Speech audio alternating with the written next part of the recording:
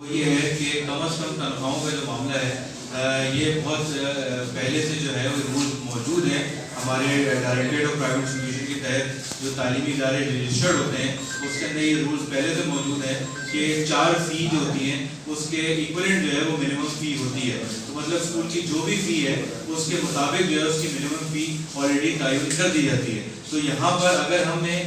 Labour laws کے اندر ہمیں ایک منیمم فی کرائٹیریا کے اندر اگر لایا جائے گا تو یہ ہمیں دوسرے ڈپارٹمنٹ کی طرف لایا جا رہا ہے جو کہ ڈپارٹمنٹ کے اندر ہم کبھی فال ہی نہیں کرتے ہیں. تو ہماری کافی جو ہے وہ منسٹر صاحب کے بھیجے ہوئے نوٹسز کو فوری طور پر غیر مؤثر سمجھا جائے. کینٹونمنٹ بورڈز کے رہائشی اور شہری علاقوں میں جو یہ 8000 سے زیادہ پورے پاکستان میں اسکولز واقع ہیں جس میں کئی لاکھ بچے جو ہے زیر تعلیم ہیں، ہم توقع کرتے ہیں حکام بالا سے کہ وہ ہماری بات پر ضرور دھیان دیں گے، توجہ دیں گے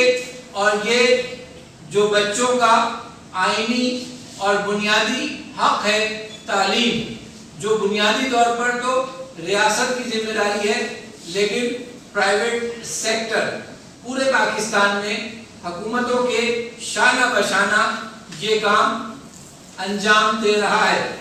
جی بسم اللہ الرحمن الرحیم. میں chairman Bisma Danish الزما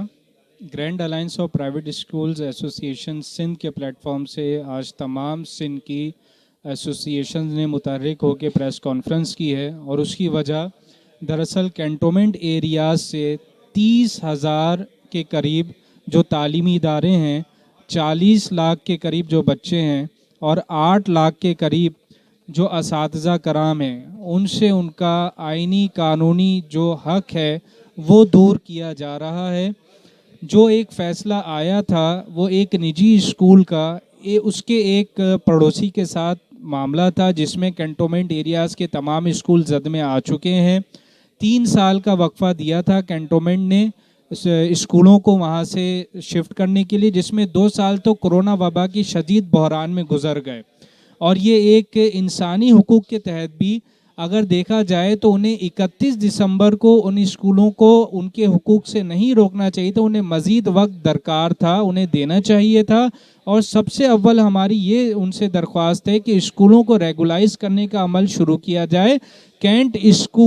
Kent areas میں رہنے والے بچے جو ہیں ان کا بھی حق بنتا ہے کہ وہ اپنے گھر سے قریب اسکولوں میں تعلیم حاصل کریں. دوسرا، سردار شاہ صاحب نے جو ایجوکیشن منسٹر ہیں سندھ کے، تمام تعلیمی اداروں کی رینول اور رجسٹریشن کا عمل کھیل کود کے میدان کی شرط پہ روکا ہوا ہے. یہ ایک بڑا مسئلہ ہے جس پہ فوراً نظر ثانی کی درخواست ہے. میں سندھ کے تمام اعلیٰ اقتدار، تمام حکمران سے درخواست کرتا ہوں کہ اس معاملے پہ غور کریں اور اس طلبہ کے حق میں بہتر فیصلہ کیا جائے.